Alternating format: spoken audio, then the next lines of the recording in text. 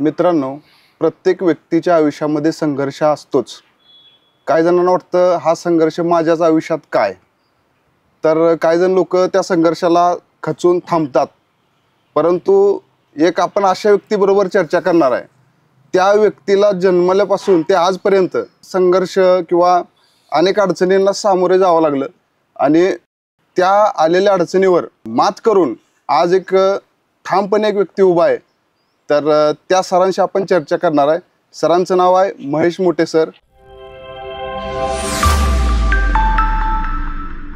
तर नमस्कार सर. नमस्कार सर. व्यक्त व्हा या मराठी पॉडकास्ट चॅनलवरती आपलं स्वागत आहे. मोटिवेशनल स्पीकर किंवा रील स्टार म्हणून फेमस आहात. तर याच्या मागचं काय आम्हाला म्हणजे आमच्या दर्शकांना काय सांगाल तुम्ही? आता दादा बघा, मी व्हिडिओ बनवताना कधी ठरवलं नव्हतं की मला रील स्टारच व्हायचंय किंवा मला काय मोटिवेशनल स्पीकर व्हायचंय.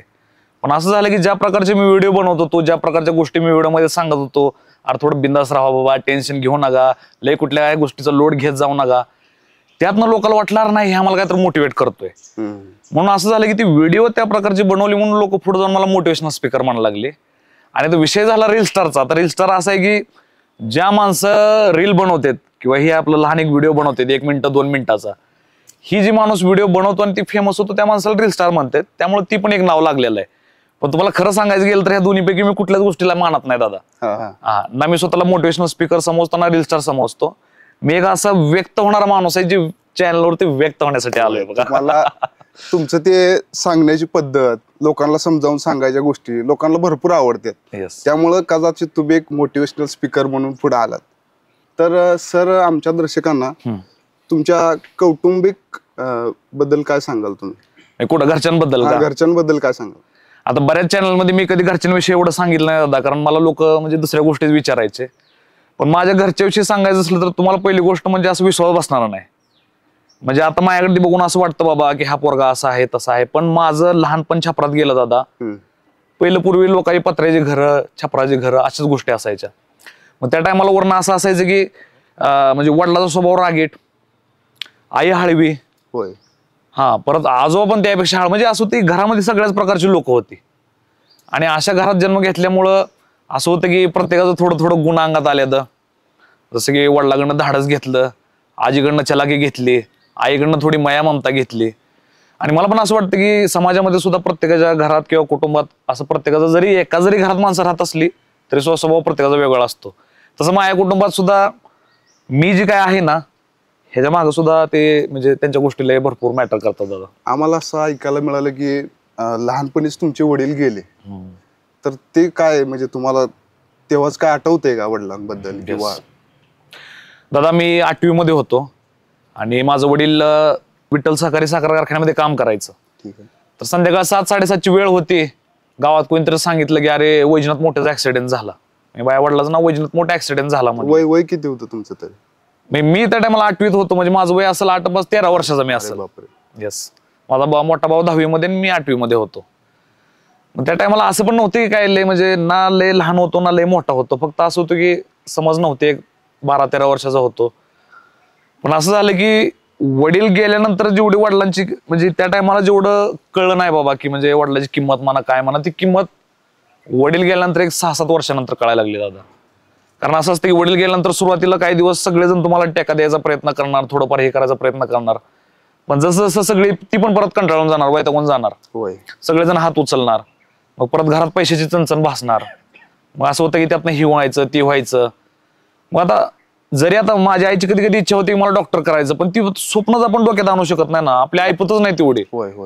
एकतर आपण येतो ओपन कॅटेगरीमध्ये, त्यामध्ये आपल्याला सगळ्यात जास्त फी, त्यातनं डॉक्टर कसं करा म्हणून ते त्या टायमाला आईनं पण ते आपलं एक थोडंफार गोष्टी हे केलेल्या आहेत. त्यामुळं दादा असं आहे की जरी म्हणजे माझ्या घरामध्ये प्रत्येकाचा स्वभाव जरी हे असला, वेगळा जरी असला, तरी पण मला खरं सांगायला तुम्हाला हे वाटेल की दादा माझं वडील म्हणजे जरी त्यांनी घरात काय लोकांना त्रास दिला म्हणा किंवा जरी काय एवढं चुकीच्या गोष्टी झाल्या असल्या तरी सुद्धा आज मला असं वाटतं की बाबा त्या व्यक्तीने मला जन्म देऊनच सगळ्यात मोठं पुण्य केलंय. त्या पलीकडे मी त्याकडनं काय अपेक्षा करत नाही. बरोबर, बस. आता वडील गेल्यानंतर तुम्ही म्हणाला तसं आईकडून शैक्षणिक अपेक्षा करणं जरा म्हणजे हे होतं. हो. मग पुढचा कसा शैक्षणिक प्रवास केला तुमचं? माध्यमिक शिक्षण कुठं झालं, कॉलेज कुठं केलं, कसं काय सांगाल तुम्ही? कसं झालं, आईचं वडील म्हणजे तिकडं बार्शी तालुक्यात राहतात मामा. त्यांनी सुरुवातीला मला म्हणजे हातीने हातभार लावला. ते म्हणले काय अडचण नाही, ह्याला आपण डिप्लोमा इंजिनिअरिंग करायचं, जे बी काय फी ते मी थोडंफार कांदा विकून ज्वारी विकून मी त्याला फी देतो म्हणले. म्हणजे खरं ह्या वडील गेल्यानंतर जसं तुम्हाला कोणी आधार देतं त्या आधारामध्ये मी आईच्या मामाचं आणि जे माझे आजी आजोबा आहेत ना त्यांचं भरपूर सहकार्य लागले. मग त्यांनी सुरुवातीला शिक्षणाला मला काय गोष्टी सहकार्य केल्या, मदत केल्या, फी भरणं, हॉस्टेलची फी, शाळेची फी, ह्या त्या गोष्टी ते करत राहिले. म्हणजे मामाची जाणीव तुम्हाला कायमस्वरूपी जाणीव आहे दादा, माहित आहे का. जरी आता असं होतं की मामाला आमच्या स्वतः मामाला वाटतं की मी त्यांना नाही फोन करत नाही, कधी हे करत नाही, पण तसं नाही मामा, मी काही विसरलो नाही कोणाला. आधी तुमची जरा लाईफ वेगळी असायची, आता तुम्हाला वेळ भेटत नाहीये किंवा तुमचा जीवन प्रवास जरा वेगळ्या पद्धतीत झालाय. 100% दादा. मग कॉलेज कुठे झालं तुमचं, इंजिनिअरिंग कॉलेज कुठे केलं? मी आपलं पंढरपूर पासून कोर्टीला जाणार रोड आहे आपलं, SVERI new Satara college. New Satara. हा, आपलं स्वेरी कॉलेज गोपाळपूरला झालं, पण माझं जे कॉलेज होतं ते न्यू सातारा कॉलेज. म्हणजे आपलं ते सिंहगड कॉलेजच्या पुढे बघा. कोणती इंजिनिअरिंग केली? कारण मी कम्प्युटर इंजिनिअरिंग केलेली. Computer engineering. हे झालं शैक्षणिक प्रवास. येस. नंतर तुम्ही जॉब कुठं काय केला कॉलेजमध्ये? जॉब आता कसं, मी ज्यावेळेस माझा डिप्लोमा झाला, डिग्रीसाठी मी लोणावळ्याला आलो काय. मग त्या टायमाला असं पैशाची चणचण भासायची. म्हणजे जर समजा आपल्या शिक्षणाव्यतिरिक्त जर समजा आता मेचचा टायमिंग 12चा आहे, माहितीये 12ला जेवण आहे, पण समजा त्याच्या आधी जर भूक लागली तर समजा आता मग त्या टायमाला असं एवढं पैसे नसायचे खिशात काय की पटकन जाऊन खायचं. मग त्या गरजेतनं असं झालं की कुठंतरी कमवायचं. मग त्या टायमाला मी लोणावळ्याला काय करायचं, तुम्हाला खोटं वाटेल दादा बरं का, लोणावळ्याचं जे गेट होतं ना म्हणजे आमचं कॉलेजचं, तिथं ती रिक्षा आणि भाड्याच्या गाड्या थांबलेल्या असायच्या. मग ती लोक काय म्हणायचे, अरे आम्हाला सीटा आणून द्या म्हणायचे आतले, म्हणजे कॉलेज स्टुडंट कुणाला लोणावळ्याला जायचंय, मी तुला प्रत्येक सीटा मागं तुला 10 रुपये देतो म्हणायचे. त्या टायमाला ते 50 रुपये चार्ज घ्यायचे. मग मी त्याला असं इकडं तिकडं मी त्यांना विचारतो, तुम्ही फी झाली ना तुमची, तुम्ही घरी चाललाय का? हा तो रिक्षावाला आहे असं. म्हणजे त्या पण गोष्टी केलेत. पण जे मेन माझा खरा जॉब आहे दादा, म्हणजे ऍक्च्युअल बाबा ज्याला आपण खरं जॉब म्हणू शकतो किंवा ज्यामध्ये माझा असं महिन्याला पगार येत होती, ती माझा पहिला जॉब सुरू झाला ते बाहेर देशातच दादा. होय. मी भारतात असं कधी एवढा लिगल जॉबच केला नाही. कारण आज झालं इंजिनिअरिंग करत राहिलो, डिप्लोमाला झालं, डिग्रीला लोणावळ्याला गेलो, ती डिग्री काय कम्प्लीट केली नाही, त्यामध्ये पण भरपूर गोष्टी झाल्या. सो त्यानंतर असं झालं की बाउन्सरचा जॉब पहिला माझा फिलिपिन्सला केला होता. आम्हाला असं ऐकायला मिळतंय की तुम्हाला प्रेमामध्ये पुण्यात धोका मिळाला, त्याबद्दल काय सांगाल? दादा म्हणजे त्या टायमाला मी ह्या गोष्टीला धोका समजत होतो, पण आता जेव्हा ह्या गोष्टीला सगळं होऊन 1-2 वर्ष 3 वर्ष झालेत, त्या टायमाला मला माझी बुद्धी म्हणते की अरे ती धोका नाही, त्यामध्ये माझी पण कुठं चूक आहे. किंवा जसं आपण जुनी माणसं म्हणते ती कुठे एका हाताने टाळी वाजत नसते, तसं मला पण वाटलं की नाही अरे त्या मुलीनं पण मला धोका दिला नाही, उलट त्या मुलीला कुठंतरी वाटलं की बाबा ह्या पोराचं भविष्य नाही. कारण त्या टायमाला झालं तसं माझं ड्रिंकिंगचं प्रमाण जास्त झालं दादा. म्हणजे असं होतं की रोज उठायचो, बियर प्यायचो. मग तिला पण त्या गोष्टी परत आवडणार, माहिती आहे, तिला असं वाटायला लागलं की आता हे जी काय गॅरंटी नाही, पुढे जाऊन स्पॉइल होणार आहे, म्हणजे हे कामातनं जाणार आहे. मग त्या भीतीपुढं तिनं माझ्याशी बोलणं कमी म्हणा किंवा मग त्या गोष्टी, मग त्या टायमाला मला वाटलं की यार मला धोका द्यायला लागले, बघायचं खरं प्रेम नाही. पण मला आज कळते की जर स्वतःच आपण वेडवणे राहत असेल, जर आपण कुठली कुटुंबाची जबाबदारी घेत नसेल, तर ती मुलगी सुद्धा कसं लग्न करायला आपल्याशी, तिला सुद्धा कशी हे वाटेल. त्यामुळे धोका नाही भेटला, पण एक आहे की पैशाची म्हणजे चणचणी येणं किंवा करिअर नसणं, जॉब नसणं, असं कुठं तर काहीतरी करणं, ह्यातनं तिनं मला लेफ्ट आउट केलं दादा. तिथून प्रवास तुमचा पुण्यातला संपला, नंतर तुम्ही आउट ऑफ कंट्री गेलात. येस. तर तिथं कशी सुरुवात झाली? सुरुवातीला कुठे गेला तुम्ही, काय अडचणी आल्या तिथं, कसं तुम्ही म्हणजे काय मॅनेज केलं? सुरुवातीला व्यवसाय काय केला तिथं? नाही, कसं झालं, मी जॉबच केला कारण पहिल्यापासूनच मला वर्क विजा भेटला होता. म्हणजे जायच्या आधीच माझं सगळ्या गोष्टी फिक्स झाल्या, काम आहे, हे आहे. आता माझा जॉब कसिनो मध्ये होता आणि माझा जॉब असा होता कारण माहिती त्या टायमाला मी बॉडी आणखीन ह्यापेक्षा पण थोडं मोठी होती, मी आणखीन कायम असं डॅशिंग मध्ये राहायचो. मग ते मला बाउन्सरचा जॉब दिला होता, त्यामुळे मी असं स्तब्धच राहायचो. आणि जे आपण गेम चालू टेबलवरती त्या गेम मी माझं ते काम असायचं GW वॉचिंगचं.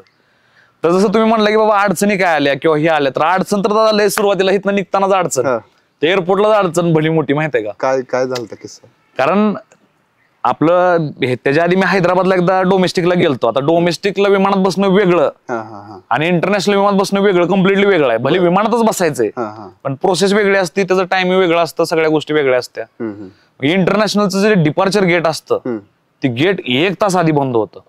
हा, पण डोमेस्टिकला असं काय नाही. डोमेस्टिकला लास्ट 10 मिनिटापर्यंत सुद्धा जरी कोणा आलं ना तर त्याला पाठवायला चालू असतं. म्हणजे आपल्या ज्या घरेलू उड्डाणे म्हणतात डोमेस्टिक, म्हणजे भारतातल्या भारतात समजा मुंबईवरनं जायचं हैदराबादला, बर तर अशा विमानाचं जे डिपार्चर गेट आहे ना ती शेवटच्या 15 मिनिटांपर्यंत सुद्धा उघडं असतं. पण जी इंटरनॅशनल फ्लाईट असते ना त्याचं डिपार्चर गेट शेवटच्या एका तासात ते बंद होतं. आणि जरी ती फ्लाईट तिथं जरी असली तरी सुद्धा ती बसू देत नाहीत परत. आणि माझं पण तसंच झालं. मी एअरपोर्टवर गेलो, एअरपोर्टवर ते टाइमपास करत बसलो. म्हणजे चेक इन केलं, मी तिकीट वगैरे घेतलं, पण बॅगेज चेक इन ह्या त्या गोष्टीला उशीर झाला आणि त्यामुळे माझं ऐन टाइमला सगळी धांदळ उडली. पण मी असं आहे की तुम्हाला म्हटलं ना की परिस्थिती आली की मी मग त्या डोकं चालणारा माणूस, मी तिथं असं हेच केला धिंगाणा. मैं म्हणलं मैं पागल बन जाओ, पहिली बार जा रहा हूं, मैं बोला मेरा पूरा किंमत डाल के जा रहा हूं, असं तसं एकदम रडायचं लागलो मी. काय असं तसं ते एअरपोर्टवर मग असं हिवायला लागलं. मग ते सिक्युरिटीने म्हणले नाही नाही. मग ऑफिसर आला, त्यांनी मला परत पट पट पट पट पट पट करून एअरलाईन रिक्वेस्ट करून मला ते चेक इन केलं बघा. तर ती माझी पहिली अडचण होती बघा जॉबच्या. तिथं कसिनो मध्ये तुम्ही काहीतरी एक चोरी केली होती असं ऐकायला मिळालंय आम्हाला. तर काय, कशामुळे चोरी करायची वेळ आली तुमच्यावर? बरोबर आहे दादा. चोरी कसं आहे, चोरी करायच्या आधी मी जॉबच करत होतो बरेच दिवस चांगला. पण जॉब करता करता मला एक गोष्ट जाणवली की तिथं सगळं कॅशमध्ये व्यवहार व्हायचं. कारण ऑनलाईन व्यवहार करत नव्हती. त्यांना असं टॅक्स लागल, ही पडल ती पडल म्हणून सगळी लोक येताना कॅश घेऊन यायची. आणि जे कसिनोचा खालचा ग्राउंड फ्लोअर होता तिथं कॅश ट्रान्सफर करायचे. ट्रान्सफर म्हणजे काय, कॅश द्यायची आणि चिप्स घ्यायच्या, डॉलर द्यायचं, चिप्स घ्यायच्या. मग आता माझी त्या टायमाला पगार 36,000 काय, त्यामध्ये परत आणखी थोडं कट बी व्हायचं. मी असं काय तर मला 32-33 हजारच यायचं परत. आणि मी त्यात उभं राहून माझा जॉब, मला असं वाटतं त्याच्या आईला म्हणजे मला एवढं, मी तर जॉब करतोय एवढं हे करतोय, मला 36,000 पगार. आणि म्हणलं ही कसिनोवाली तर म्हणलं एक गेम जिंकली तर म्हणलं असं $100 उधळतात म्हणलं. मग ती हळूहळू हळूहळू माझं बी मन तिथं असं थोडं लालची होत गेलं. मला बी असं वाटायला लागलं काय मी असं म्हणजे 30-35 हजारासाठी हे करतोय, जे की आता माझ्या बुद्धिमत्तेला वाटतं ती सुद्धा एक लई मोठी पगार होती. पण असं की मी बी तर म्हणजे भयकलो म्हणा किंवा माय असं वाटलं की, आणि मग असं बघण्यात राहायचं सारखं कॅश लोकांची यायची. मग ते असं मनात ऑटोमॅटिक हे झालं काय. मग मी एक दिवशी असंच म्हणजे काय म्हणतात की थोडक्यात ती संधी झाली. एक इजिप्तचा माणूस होता, ती माणूस त्यानं कॅश बी भरपूर आणली होती, ती पिऊन बी टूल होता एकदम. आणि त्याला असं झालं की थोडी माया फार आधी ओळख झाली, ही मायाबरोबर त्याचा एकदम फ्रेंडली कॉर्नर होता. आता त्या गोष्टी मी केल्या, ती चोरी केली, ती चुकीच आहे दादा, त्याबद्दल मी शिक्षा पण घेतली. त्या गोष्टी असं सांगतोय म्हणजे काय मी अभिमानानं नाही सांगत, त्या गोष्टी चुकीच्याच केल्यात. पण झालं काय दादा की माया मनात आलं की नाही यार, म्हणलं ही बॅग, म्हणलं बस एवढी बॅग झाली का म्हणलं विषय, म्हटलं कशाला म्हणलं जॉब करत बसू.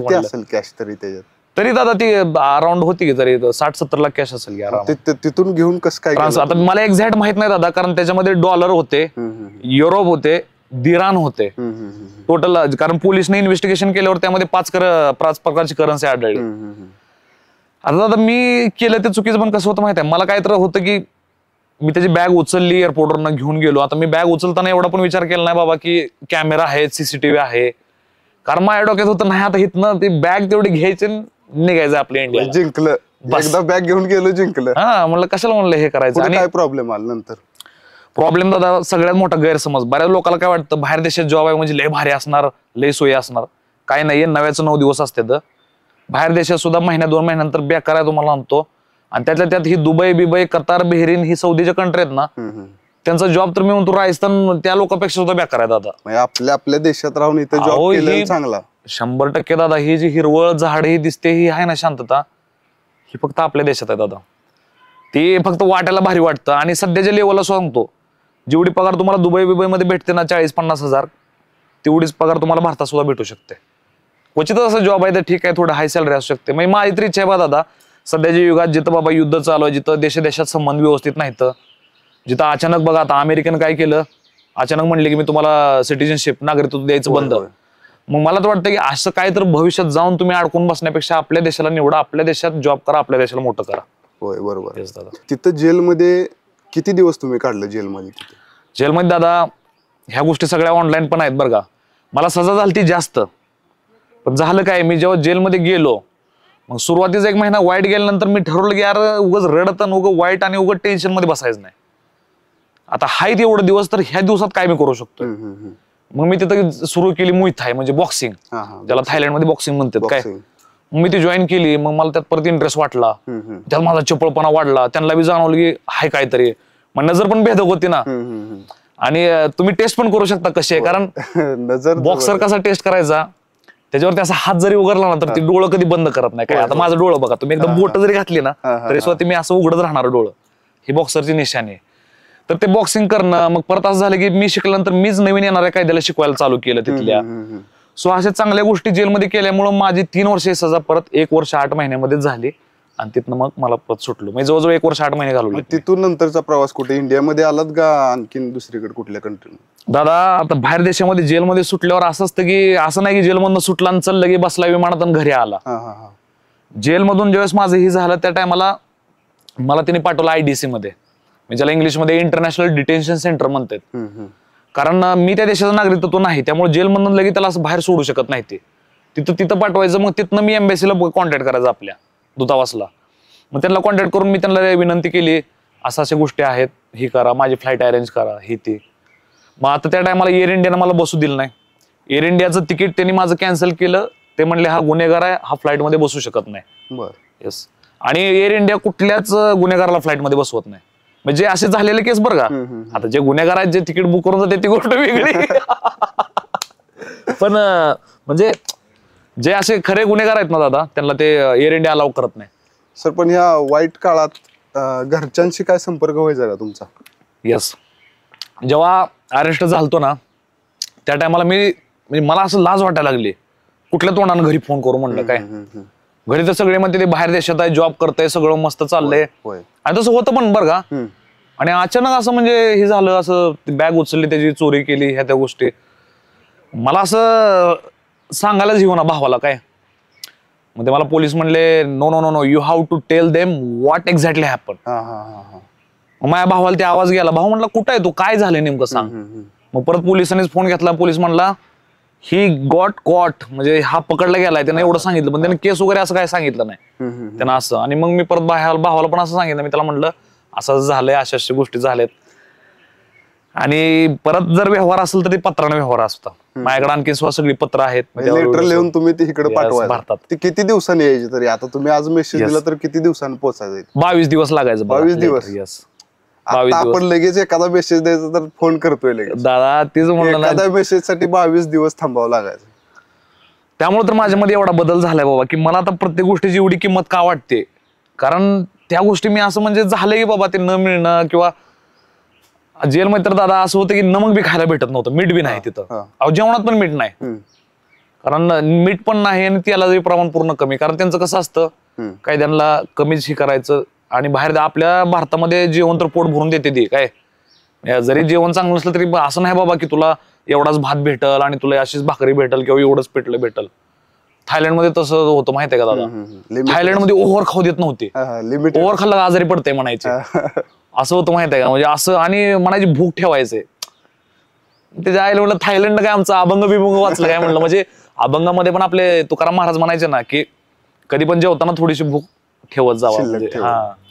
दुसऱ्या कुठल्या देशात प्रवास करायचा केला तुम्ही? थायलंड व्यतिरिक्त आता कसं झालं, मी सुरुवातीला फिलिपिन्सला गेलो. मग तिथं गेल्यानंतर जेव्हा बाहेरची लोक यायला लागली तेव्हा मला कळलं लागलं की विजा ऑन अरायव्हल सिस्टम असते. म्हणजे असं काय नाही बाबा त्या देशात जायला तुम्हाला पहिल्यांदा विजाच घ्यायचा आणि हे करायचं आणि रांगेत काय नाही. तुम्ही त्या देशात जायला फ्लाईट घेऊन जायची आणि तिथं गेल्यावर तुम्हाला विजा देतात ते लोक एअरपोर्टवरतीच. मग त्याच्यामध्ये मी थायलंडला गेलो, फिलिपिन्सला गेलो, मकावला गेलो, हाँगकाँगला गेलो. इंडोनेशिया देशामध्ये बाली एक आयलंड आहे, त्या बाली आयलंड वरती गेलो. त्यानंतर श्रीलंकेला गेलो. ज्यावेळेस फॉरेन कंट्रीवरून इंडियामध्ये आला त्यावेळेस एखादी फॉरेनची पाटलीने इंडियामध्ये आला असं काय किस्सा घडला का नाही तुमच्या? असं झालं बरं दादा. म्हणजे एक्झॅक्टली तसं नाही की म्हणजे ती काय असं इंडियात यायची म्हणली होती काय. पण मी जेव्हा फिलिपिन्स मध्ये होतो मी म्हणजे आता तुम्ही माणसाला काय बोलायला लागला असं, पण एक टेम्पररी थोडं रिलेशन मध्ये आलतो. असे काम करता करता एक तिथं मुलगी होती, आमची आवड वगैरे एकमेकांना झालती. पण असं नाही की म्हणजे कारण असं होतं की भाषा प्रॉब्लेम. आता असं नाही, कारण ती मुलगी होती थाई, तिचं पण भाषा वेगळी.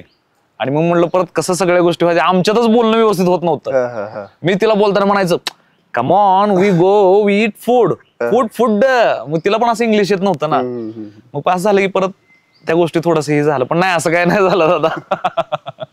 ज्यावेळेस इंडियामध्ये रिटर्न आला म्हणजे गावाकडे आला तुमच्या गावाकडे, त्यावेळेस लोक काय ट्रोल वगैरे करत होते का ह्या किस्सा कळाल्यावर, किंवा पाठीमाग काय बोलत होते? दादा म्हणजे मी त्या गोष्टीतनं एवढं गेलोय ना, ट्रोलिंग म्हणा, कमेंट, नावं ठेवणं, खेचणं, आता म्हणजे असं झालंय की काय फरक पडत नाही. काय करायचं ते करा तुम्ही. तुमच्यावर बरेचशा अशा तुम्ही विचार करा. व्हिडिओच्या खाली कमेंट्स वगैरे कोण काय येऊन टाकतात, बाबा हे महेश सर काय तर टाकतात, किंवा हा व्यक्ती त्यांच्या विचारावर ठाम नसतो, असं वगैरे काय काय कमेंट करतात. तर तुम्ही त्यांना काय सांगता, म्हणजे व्हिडिओच्या माध्यमातून काय सांगता? मी तर म्हणतो की विचारावर ठाम राहून, उलट विचारावर ठाम कुठल्या राहावं, जी विचार आपलं कुठं तर पारिवारिक आहेत, घरच्या विषय आहेत, आई वडील, ती विचार ठीक आहे ना. जी विचार माणूस आता कधी कधी काय होतं, आपल्या बीडीत अडकतो. मी आता म्हणलं बाबा माझा असा असा विचार आहे, परत उगं त्या विचारावर ठाम राहण्यासाठी मी स्वतःला का असं जबाबदारी करायची. मी तर म्हणतो की माणसानं पाण्यासारखं राहावं. आज बाटलीत टाकलं बाटलीमध्ये बसतंय, बाटलीतनं खाली टाकलं जमिनीवर वाहतंय. मला असंच आहे दादा, मी असं म्हणजे समजतंय तुम्हाला काय मला म्हणायचंय. तुम्हाला एकटं राहायला का आवडते?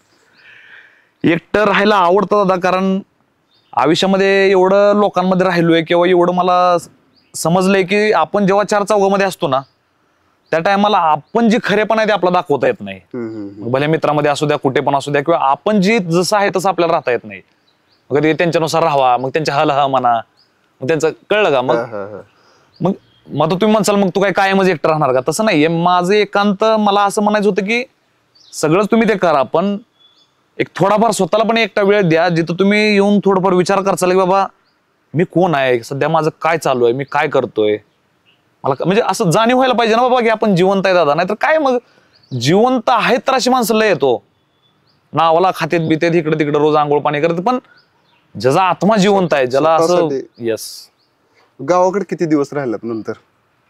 दादा गावाकडे असं होतं की राहायची तरी इच्छा लय होती, पण असं झालं की नाही राहता आलं. कारण कसं होतं माहिती आहे का दादा, खरं तर आई वडील कधीच कुठल्या व्यक्तीला घरातनं बाहेर काढत नसतात, पण आई वडिलाला घरातनं बाहेर काढण्यासाठी सुद्धा कधी कधी शेजारी पाजारी किंवा आपला समाज त्यांना मजबूर करतो.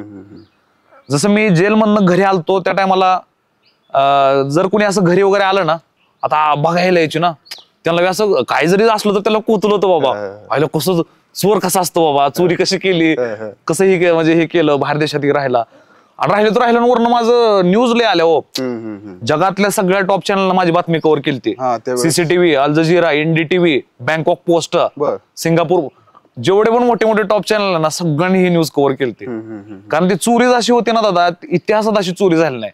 On the spot on the camera गेलो, बिहाइंड द प्लॅन केलं, त्याला थोडंफार बसलेलं दिसलं, कम्फर्ट दिसलं की बॅग घेऊन माहिती. आणि एवढी सिक्युरिटी असताना एअरपोर्टवरती सगळे पोलीस असताना, हे असताना डिपार्चर मधनं खाली येऊन पकडून तिथनं टॅक्सी पकडून मी आलो.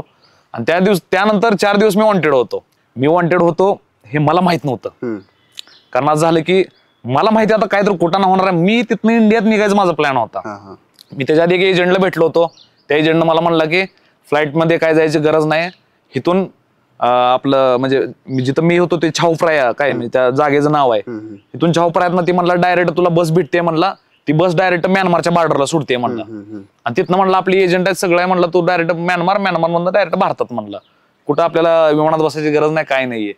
आणि जे की चुकीच्या गोष्टी आहेत त्या टायमाला मला माहित नाही मी कसं कन्व्हिन्स झालो. काय आजकाल ह्या गोष्टीला डंकी रूट म्हणतात किंवा असं म्हणतात की म्हणजे इलिगल आहेत ह्या गोष्टी सगळ्या, अशी इलिगल बॉर्डर क्रॉस करणं. हे माझं त्या टायमाला प्लॅन होतं, कारण का माझ्याकडे ती कॅश होती, पैसे होतं, मला ते करायचं होतं.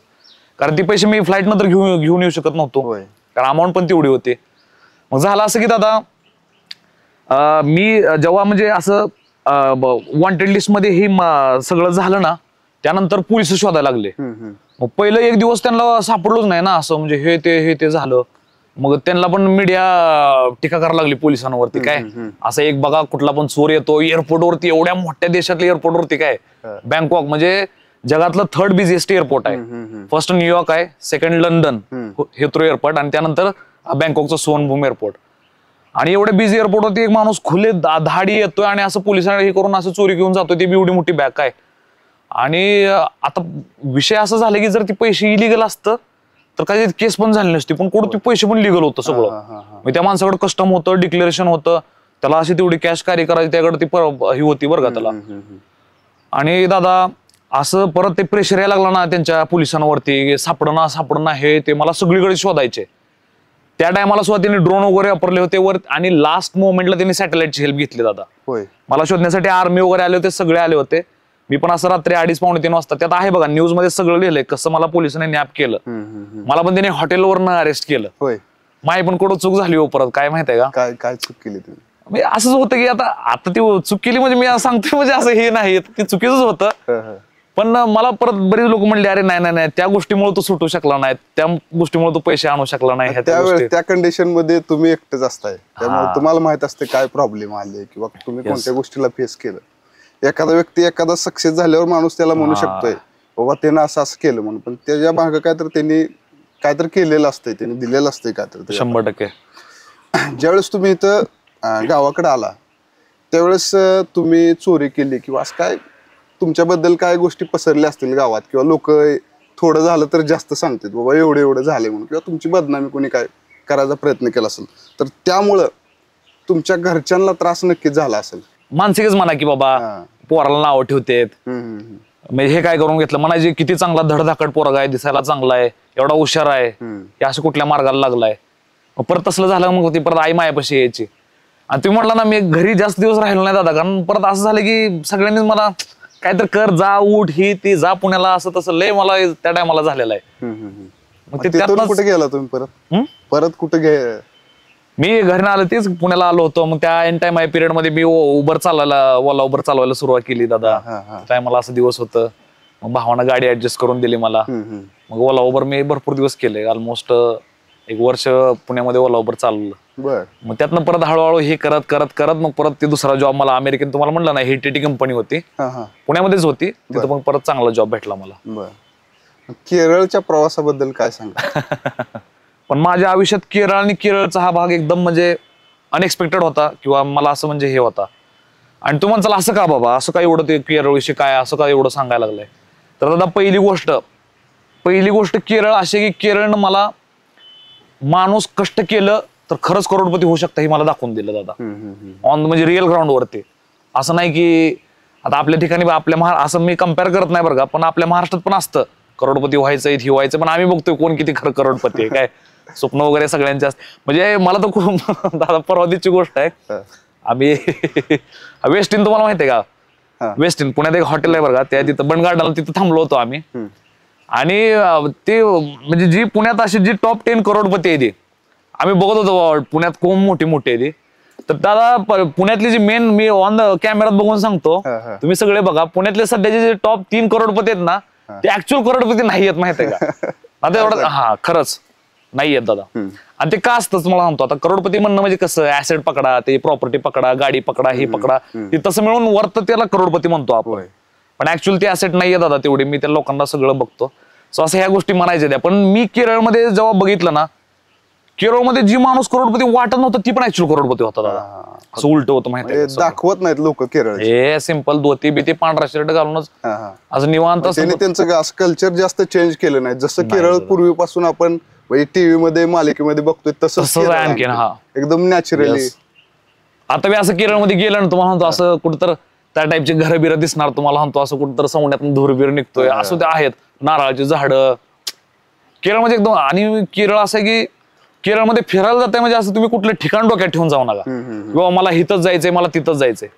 केरळ असं आहे की तुम्ही कुठेही केरळमध्ये जावं तुम्हाला प्रत्येक गोष्ट भारीच वाटेल. असं केरळमध्ये काय जॉब केला तुम्ही? केरळमध्ये दादा सुरुवातीला तर मी हॉटेलमध्ये जॉब करायचो. म्हणजे सुरुवातीला मी ही प्रेमाचं वगैरे ह्या गोष्टी झालत्या ना, त्यानंतर मी टेन्शन मध्येच मी त्या टायमाला तिकडे गेलेलो होतो. पण असं झालं की परत तीच मेंटॅलिटी माझं असं होतं की मला वाटलं की नाही अरे हे कुठं असं त्या गोष्टी ही ती होईना. मग त्या टायमाला मी एक लय मोठं फर्म आहे केरळ मधलं, त्याचं बॉबी चेमानोर नाव आहे. काय आता बरे लोक म्हणते तू गोष्ट सांगतो कोणासाठी काम केलं, मी आता ओपनली नाव घेऊ शकतो त्यांचं. बॉबी चेमानोर एक फेमस माणूस आहे, त्यांचं गोल्ड डायमंड ज्वेलरी सगळं म्हणजे फक्त भारत नाही, भारताच्या पलीकडती पण त्यांचं दुबई, कतार, सौदीमध्ये किंवा आणखी एक बहरीन देश आहे तिकडे पण त्यांचं मोठे मोठे हेडक्वार्टर्स आहेत. सो असं झालं की मी जे काम करतोय त्यांच्यासाठी ही एक मी जॉब म्हणून करायचो, सोनं ज्याला मराठी भाषेमध्ये तस्करीच म्हणतात, अंगाला लावून आणायचं. पण मला वाटायचं ह्या सगळ्या गोष्टी लिगली आहेत. मला माहित नव्हतं की मला जे पेपर दिले ते सगळे पेपर फेक आहेत. पण ह्या फेक गोष्टीनं मग माझ्यामध्ये आत्मविश्वास आणला ना, फ्लाईट मध्ये बसताना हे बसताना. पण जेव्हा हे सगळं 8-9 महिन्यानंतर पकडलं गेलं, जेव्हा सगळं धाड पडली, मला बी उचललं त्याने, सगळं झाल्यावर मला कळलं हे ज्यावेळेला मी किती चुकीचं काम करत होतो किंवा तुम्हाला कल्पनाच नव्हती. कारण मला त्या फर्मने असंच सांगितलं होतं ना की we are hiring you for this thing and that thing. English compulsory होतं. केरळमध्ये थोड्याच दिवसात तुम्ही एक स्टँडर्ड लाईफ सेट केली. काय त्याच्या मागचं रहस्य काय? कारण एखाद्या सामान्य व्यक्तीला कष्ट करून पैसा मिळवायचा तर त्याला आयुष्य घालवावं लागतं. येस. पैसे म्हणजे थोडक्यात माणूस एखादा जर कष्ट करून एखादं घर किंवा एखादं लग्न करू शकतो, पण तुम्ही कोट्याधीश झाला असं ऐकायला आम्हाला मिळते. तर काय कसा होता प्रवास? त्या मागचा प्रवास दादा, आता ते बी मी कोट्याधीश झालो नव्हतो. कारण आता मी स्वतःला परत कोट्याधीश समजून घेत नाही. माझं मी परत सगळं केलं तर माझ्या टोटल 68 लाख रुपये झालं. 67 लाख एवढं सगळं झालेलं होतं. ते मी सुरुवातीला मी कॅश काउंट करायचो, परत तर काउंट बी करत नव्हतो. परत तर असं होतं की आणला बंडल का टाका, असं होतं. एवढा पैसा यायला लागला की ते वेळच नव्हता तुम्हाला कधी हे करायला. आणि का आलं दादा, कदाचित आता मला बघून लोकांना असं वाटणार नाही. हे बघा, केरळमध्ये जी काम मी करत होतो त्यासाठी पहिली गोष्ट मला इंग्लिश येणं गरजेचं होतं. It's like I have to speak fluent English, not like normal English. आणि मी थायलंडमध्ये तिकडच्या देशात जी राहून माझ्यामध्ये अनुभव आला, ते अनुभव मी केरळमध्ये कामी वापरला. कळलं ना, म्हणजे ती पर्सनॅलिटी, धाडस, पोलिसांना भ्यायचं नाहीये, कुणी आलं तर दादा दादा करायचं नाहीये, आत्मविश्वासाचं राहायचं, ह्या त्या गोष्टीचा मी केरळमध्ये वापर केला. आणि जसं तुम्ही म्हणता की बाबा झाला कसा मोठा, तर हीच आहे. मी फर्मसाठी काम करत होतो. फर्मसाठी मी सोनं आणायचो, दुबईवरून आणायचो, बेंगलोरच्या एअरपोर्टला यायचो किंवा कधी कधी फ्लाईट कोचीच एअरपोर्टला असायची. ते सामान आणायचो, पुढच्या पार्टीला पकडवायचो ना, त्यांच्याकडनं कुठली कॅश घ्यायचे काय, माझं काही नाही, माझं सामान आणायचं, पकडायचं, दॅट्स इट. आणि मग तिथून फर्मला आलो मी, मग ते कॅश माहिती तयार असायची. एवढ्या गोष्टी चालायच्या, तुम्ही प्रत्येक एअरपोर्टवर जायचं, तिथं कुठं तर पकडायचं किंवा पोलिसांचं काय, अशा काय गोष्टी नाही दादा. तेच तर होतं. मी तुम्हाला म्हणलं ना की ही फर्म आहेत ना, ती एवढी मोठी मोठी आहेत ना, एवढी पॉवरफुल आहेत ना, एअरपोर्टवर त्यांची सेटिंग असते. होय, सेटिंग कम्प्लिटली. आणि सेटिंग का असते दादा माहित आहे का? आता ही मोठ्या मोठ्या जे एअरलाईन आहेत, ह्या एअरलाईनला फक्त विमान वाहतूक करून पैसे येत नाहीत, कमवत तेवढं परवडत नाही. बर. म्हणजे आता समजा एका विमानात 200 माणसं बसतात, तर फक्त 200 माणसं प्रवास वाहतूक करून त्यांना परवडत नाही. तर मग त्यासाठी अशा काहीतरी गोष्टी कराव्या लागतात. असं काहीतरी सामान, आता माझी जी डील आहे, समजा आता मी एका ट्रिपमध्ये नॉर्मल माझी ट्रिप असायची 7 ते 7.5 किलो किंवा 8 किलोची. एक 2-3 वेळा मी थोडंसं जास्त आणलं होतं, 12 किलो 14 किलो असं पण आणलेलं आहे. तर आता मी एक ट्रिप केली ना दादा, तर ते एक ट्रिप मध्ये कमीत कमी त्या फ्लाईटला बघा, आता विमानाचं तिकीट किती असतं, आता तुम्ही अमेरिकेला जरी गेला तरी तिकीट लय नाही, फक्त 22-23 हजार तिकीट आहे तेवढंच. पण ती विमान ती सोनं हितनं दुबईवरून हिथं आणायचं, तेवढ्यासाठी विमानाला ती कमीत कमी 1.5 ते 2 लाख रुपये देतात. मग ते कसला फायदा आहे बघा. असं मग असं असतं की सेटिंग वगैरे असते त्यांच्या दादा, सगळ्या गोष्टी असतात इंटरनेट सेट. मग त्यावेळेस तुम्ही एक स्वामी समर्थांवर व्हिडिओ बनवला होता, त्यांच्याबद्दल काहीतरी आक्षेपार्ह काहीतरी व्हिडिओ मध्ये गेलो तुमच्या, तर काय होता व्हिडिओ आणि त्याचा परिणाम तुम्हाला काय भोगावा लागला? दादा असं होतं की पैसा आला हातामध्ये, थोडीशी घमंड आली काय, आणि त्या घमंडीमध्ये असं झालं की म्हणजे परत वाटतं माणसाला काय देवाचं हे नाही ते नाहीये.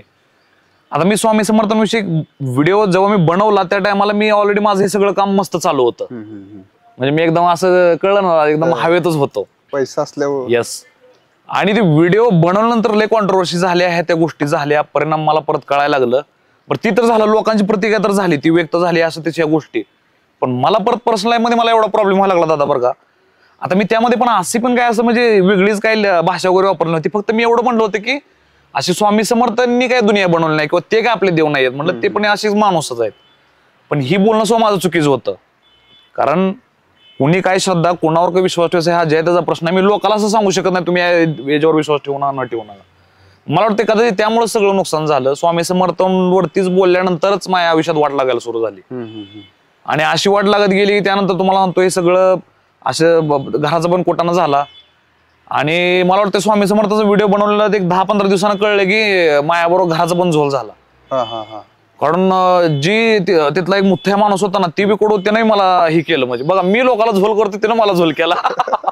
काय केलं त्यानं? काय केलं म्हणजे ती प्रॉपर्टी, कागदाचा झोल नव्हता, प्रॉपर्टी ओरिजिनल होती, पण कन्सेंट नव्हता. म्हणजे माणूस होता US मध्ये, प्रॉपर्टीचा ओनर, त्याला हा आयडिया नाही काय नाहीये, काय व्यवहार करतोय, किती मध्ये करतोय, ही त्यानं गोष्टी त्याला कन्सेंट, विदाऊट कन्सेंट केल्यामुळे प्रॉपर्टीला परत इश्यू आलता.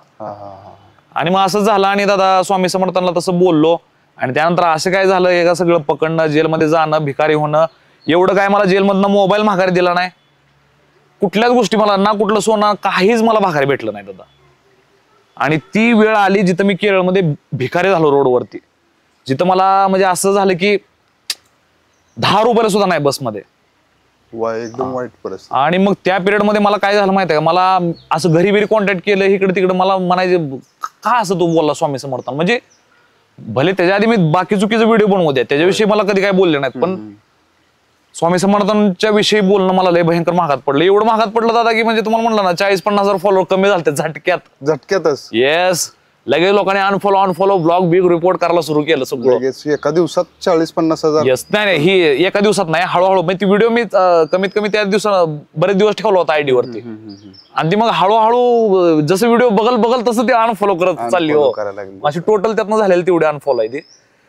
आणि जेव्हा मला सगळी मान लागली, नाही म्हणली तू लय मोठा मूर्खपणा केलाय म्हणली. काय मग दादा मला पण असं कुठं जाऊन परत जाणवलं की नाही अरे आपण ही बोललोय. आणि कसं काय असं झालं की म्हणजे माझ्या डोक्यात असं आलं की अक्कलकोटला जायचं. म्हणजे असं का कुठनं डोक्यात प्लॅन आला, काय झालं मलाच माहित नाही बरं का, मी कसं म्हणजे ठरवलं तिकडं जायचं. आणि मग मी तिथं आधी कॉन्टॅक्ट केला, मी यायला लागलोय म्हणून बरं का, असं हे ते ती बी तिथलं एक स्वामी जायचं म्हणजे ते पुजारी वगैरे आहेत बरं का तिथं. मग असं तसं त्याने माझी स्टोरी पाहिली, ती म्हणली पहिली स्टोरी डिलीट कर म्हणले. काय म्हणली तू आता जे केले ते सगळं जाऊ दे म्हणले, तू बाकी काय बी टाक स्टोरी म्हणले, पण स्वामींविषयी काय टाकू नको म्हणले, ना स्टोरी टाकू नको, ना व्हिडिओ टाकू नको, माफी काही करू नको म्हणले. तू इथं ये म्हणले दारात स्वामींच्या, इथं ये म्हणले, इथं आशीर्वाद घे म्हणले त्यांचं, सगळं काय ठीक होईल दादा. आणि त्यानंतर मी ट्रेन पकडून केरळमधनं अक्कलकोटला आलतो दादा. काय आणि खोटं बोलत नाही, माझ्या खिशामध्ये 650 किंवा 700 रुपये असतील फक्त. 700 रुपये. येस, त्या टायमाला. आणि ती तिथं आलो तुम्हाला म्हणतो अक्कलकोटला, मग तिथं सगळ्या ह्या गोष्टी झाल्या. आणि अक्कलकोटला येऊन तिथनं घरी आणलाय मी, तिथनं परत केरळला गेलो. केरळलाच. हा, केरळला गेलो. आणि परत ज्या फर्ममुळे माझं नुकसान झालं, मी तिथं परत गेलो. काय मी तिथं हल्ला करायला लागलो. काय म्हणलं नाही, म्हणलं तुम्ही रॉंग केलंय म्हणलं माझ्याबरोबर, काय असं तसं. तर मला ती उलट म्हणायला लागली की तू खूप लकी आहे म्हणली की तुला 1.5 महिन्यात बाहेर सोडलं म्हणले. काय मला तिने असं उलट, आणि मग असं तसं हमला करायला लागली. मग मला तिने 20,000 रुपये दिलं. असं तसं त्यांना म्हणली जात होता घरी जा. मग ते पैसे येणं बघा, स्वामी समर्थाला जाऊन आल्यानंतर ते 20,000 रुपये येणं, आणि परत माझ्या डोक्यात विचार येणं की बस झालं केरळ, आता जेवढं पैसे आले ते तर आपल्याला जायपुरतं ठीक आहे म्हणलं. सगळं हे केलं आणि तुम्हाला तुम्ही त्यानं घराची वाट पकडली. आणि मग तिथून केरळमधनं घरी आलो. घरी आल्यावर थोडेफार दिवस घरी राहिलो, सगळ्याला ही केलं ती केलं सगळं शांत. आणि मग खरं सांगतो म्हणजे, आणि आता बघा त्यानंतर असं आहे की आता मी कधी स्वामींविषयी चुकीचं बोलायचं सोडा, पण मी त्या व्यक्तीला हा विषयच नाही की देव मानतो का काय मानतो का धर्म मानतो, ती नाही, त्याच्या पलीकडती जाऊन एक त्या व्यक्तीचा किंवा एक त्या गोष्टीचा मला आदर आहे आज. खरंच दादा, एखादा व्यक्ती आयुष्यात पैसा आल्यानंतर किंवा करोडपती झाल्यानंतर किंवा लखपती झाल्यानंतर ज्यावेळेस त्या व्यक्तीचं सगळंच जातं निघून आणि ती व्यक्ती रस्त्यावर येतो, ती कंडिशन तुम्ही फील केली, तर त्यावेळेस त्या कंडिशन मधनं कसं बाहेर पडला तुम्ही? दादा तेच तर असतं ना, म्हणजे बोलायला बोलत नाही दादा. 4 दिवस बस स्टँडवरती होतो. काय 3.5 ते 4 दिवस, एक दिवस आंघोळ नाही, एक दिवस ब्रश पण नाही. काय आणि मी लिटरली प्रवासी बिवासी येत होता ना, कारण मी आता एवढा घडघड बोलणारा माणूसच, मी एवढा डाऊन झालतो ना, तोंडातून शब्दच निघत नव्हता माझ्या. म्हणजे असं एकदमच असंच बसून राहायचो मी तिथं बाकड्यावरती. आता तिथं असं लावून परत उठायचो, आणि भूक पण लागत नसायची. काय माहित आता विचार जास्त असं होतं, भूक पण लागत नसायची. आणि परत भूक लागली का असं मग मी कोणाला इकडे तिकडे लिटरली विचारायचो. आणि ती बी असं नाही बरं का, आता तिथं कसं केरळमध्ये हिंदी येत नाही कोणाला, मी त्याला इंग्लिशमध्ये म्हणायचो, brother do you have 10-20 rupees change. आणि मी त्याला खरं सांगायचो, म्हणायचो brother I came out of prison, I don't have money, please give me at least 10-20. मी त्याला म्हणायचो मी जेलमधनं जस्ट आलोय म्हणायचो, माझ्याकडनं हे झाले. अशा टायमाला मला कधी कधी काय लोकांनी 100-200 अशी पण हेल्प केलेली आहे दादा, थोडस ही कर ती कर. मग ती जी पिरियड आहे बाबा, आणि मग त्या पिरियड मध्ये मी असं होतं की मी घरी फोन करू शकत नव्हतो. घरी म्हणणार आलो आता करोडपती होता ना, आता लगे भिकारी झाला, फोन करायला लागला काय म्हणणार असं तसं काय. कारण आणि होतच हो माणसाला. आता बरी लोक काय म्हणते ते घर तुमच्यासाठी कायम ओपन असतं, आपला घरचा. मला म्हणतो असं नाही, घर सुद्धा आजकाल जर तुम्ही पैसे कमवत नसाल, जर समाजात तुम्हाला किंमत नाही, जर काय असं नसेल ना, तर घरात बी किंमत नसते बा दादा. मला ही गोष्ट पण जाणवली. म्हणजे माणूस असं निवांत काय करतच नाही, बसून असतो ना, त्या माणसाला किंमतच देत नाहीत. म्हणजे असं नाही, मोठ्या मोठ्या घरात घडले दादा, म्हणून काय ना काय करतो. होय. असं नाही बापाकडे पैसा म्हणून काय पोराने बसू नका. आम्हाला नकोय, काय तर करायला पाहिजे पुढे जायला. हा मग ज्यावेळेस तुम्ही केरळमधून महाराष्ट्रात आला, तुम्ही सांगताय हो, खिशात तुमच्या पैसे सुद्धा नव्हते. तर आता एवढं मोठं तुम्ही करोडपती होता, कोट्याधीश होता, शून्य झालाय, परत गावात आलाय. आता तुमचे फॉलोअर्स तर इथं आहेत, लोक बघत होते तुमचे व्हिडिओ. बाबा तुम्ही सांगत होता मी हे खरेदी करू शकतोय, मी बरोबर आहे, त्या त्यावेळेस टायमाला तुम्ही व्हिडिओ सांगायचं. हा हा हा केला. आणि अचानक तुम्ही गावात आलाय आणि किंवा तिथंच तुम्ही व्हिडिओ केले, बाबा मी सेंटरिंगचं काम करायलोय Yes, yes. बरं, खोऱ्यापाट्या घेऊन वर झोपलेलं तुम्ही व्हिडिओ. बरोबर आहे, खोऱ्यापाट्या घेऊन लोकांनी ते चाललेलो. व्हिडिओ बघितलं तुमचं. तर इथं आल्यावर कशी ती कंडिशन फेस केली, किंवा काय तुम्ही काय ठरवलं बाबा काय करायला पाहिजे? ड्रिंकचे काय व्हिडिओ तुम्ही टाकले होते त्यावेळेस? दादा मी म्हटलं ना, असं कधी कधी वाटतं की यार मी काय करत होतो, म्हणजे असं कुठल्या दुनियात होतो काय माहित काय. आणि मी आता त्या चुका मान्य पण करतोय बरं का. म्हणजे असं नाही की बाबा काय लय ही झाला तर ठीक आहे, माझ्याकडनं झालेत, मी त्या टाइम आता म्हणून तर मी आजकाल असं ड्रिंक करताना हे टाकत नाही. उलट मी सांगतो की बाबा मी बंद केलं, तुम्ही पण बंद करा. कारण मला माहिती ती गोष्टी काय जरी झालं तर शेवटी खतरनाकच आहेत बरं का. आणि दुसरी गोष्ट तुम्ही जे म्हणला ना आता, म्हणजे दादा मी तुम्हाला, मला एक आयुष्यात आलेला लय मोठा अनुभव सांगतो. मी दारू बंद करण्याचं पाठीमागचं कारण हे नव्हतं की बाबा माझी काय तब्येतीनं खराब व्हायला लागली होती, किंवा मी काय दारू पिऊन काय कोणाला शिवाय देत नव्हतो. मी दारू याच्यामुळेच बंद केली की दारू पिऊन माझ्यामध्ये वेगळीच पर्सनॅलिटी यायची. म्हणजे फोनवरती मोठं मोठं बोलणं, कोणाला बी काय प्रॉमिस करणं, हा धाडस वाढणं, किंवा कोणाला तर फोन करून काहीतरी उगं बोलत बसणं, किंवा कुठल्या दुसऱ्या रजिस्टरला फोन करून त्याशी भांडणं, म्हणजे असलंच काहीतरी करायचं. जे की मी न पेल्यावरती म्हणजे एकदम नॉर्मल असायचं, शांत असायचं, जे कधी करत नव्हतं. मला असं वाटायला लागलं की नाही अरे हे पिणं काय परवडा ना आपल्याला, काहीतरी कुठं होत चाललेत म्हणलं. आता सध्या पुण्यामध्ये आहे तुम्ही, पुण्यामध्ये काय करता? आता हाच तर लय लोकांना पण हे बघा, मी काय करत नाही म्हणून तर लोक मला बी लय लोक म्हणतात तू एवढे दिवस आलाय, जॉब तर करताना कुठं दिसत नाही, काय करत नाहीये. आता कसं होतं माहिती आहे दादा, मी पुण्यात आलो त्यानंतर म्हणजे माझं डोक्यात होतच बरं का तरी पण काय ना काय इकडे तिकडे जॉब करायचं. पण असं झालं की योगायोगानं महाराष्ट्रात आल्यावर इथली लोक कितीवर माझ्यावर प्रेम करतात. कमेंटमध्ये 4 शिवाय आले म्हणून असं नसतं की तुमच्यावर विरोध.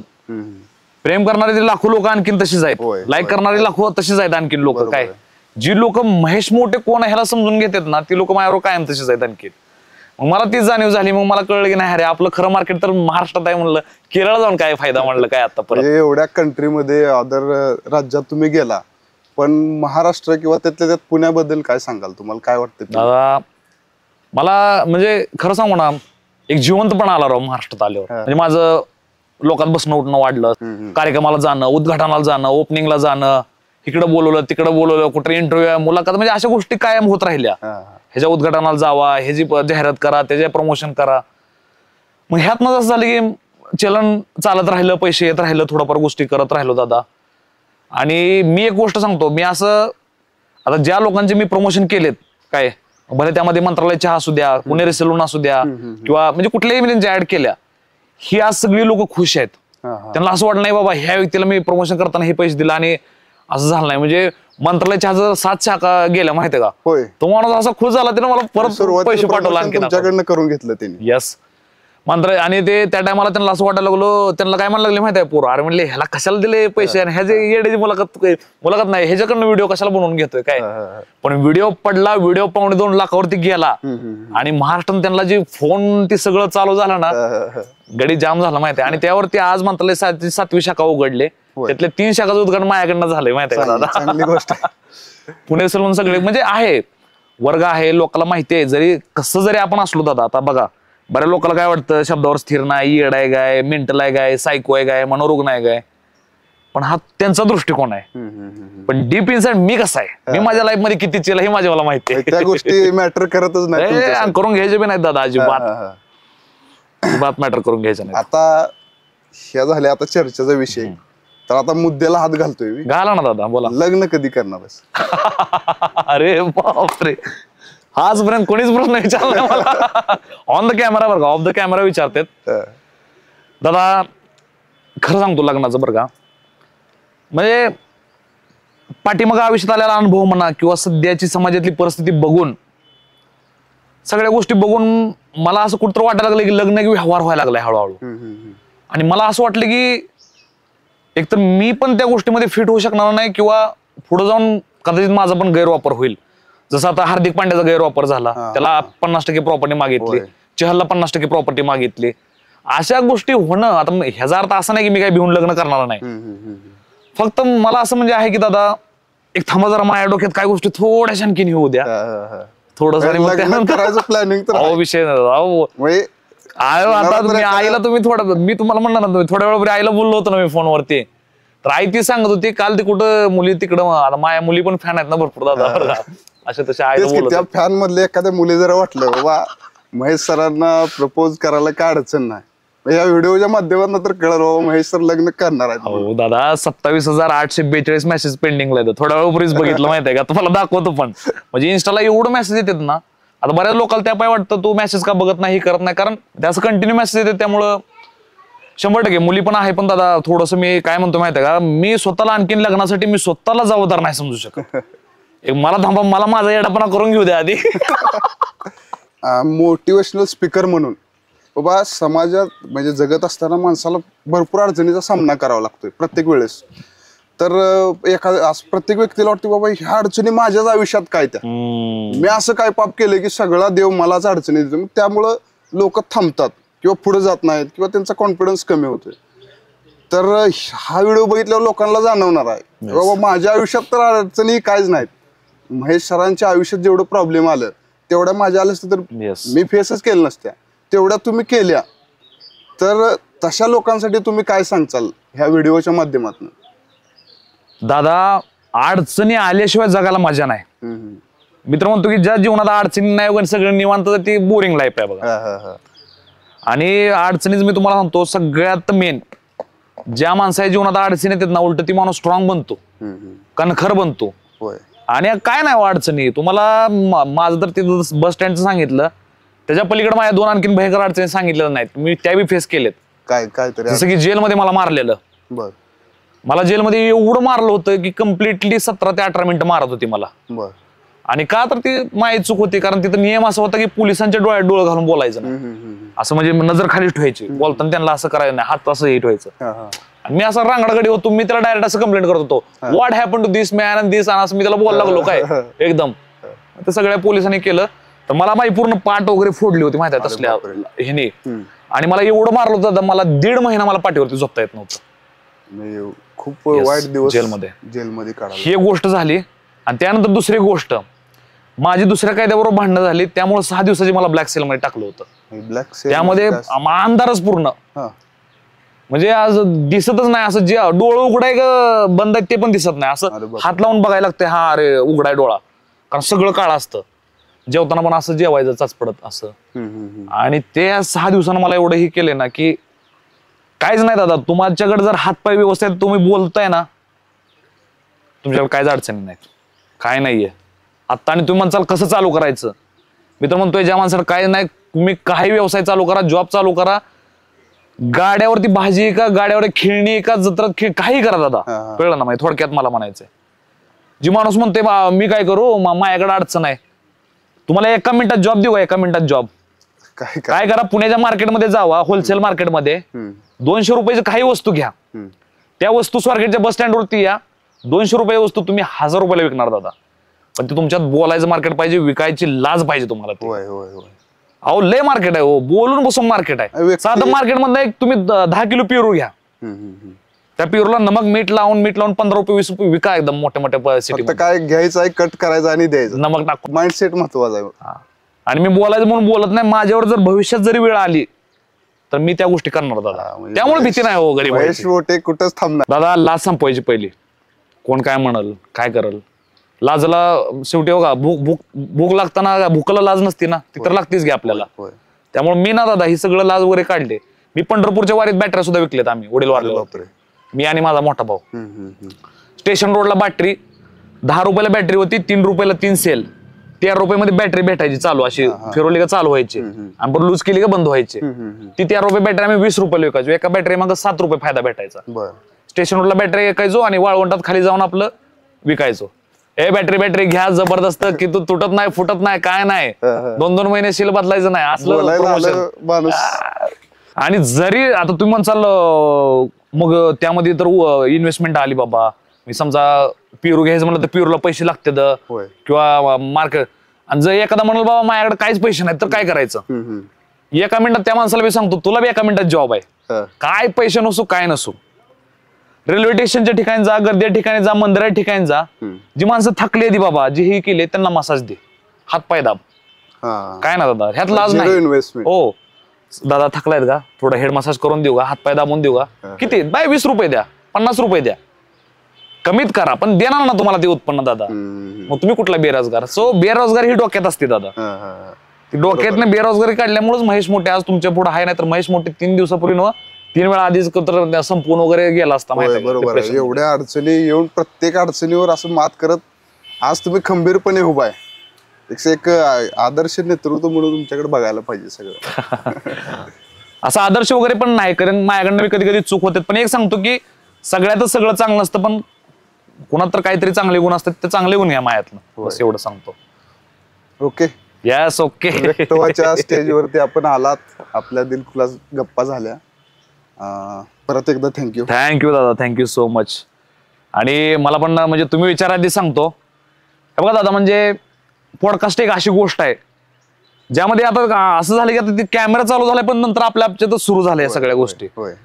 सो जरी चॅनलचं नाव व्यक्त हो असलं तरी सुद्धा मी त्याच्या पलीकडे जाऊन व्यक्त झालोय बरं दादा.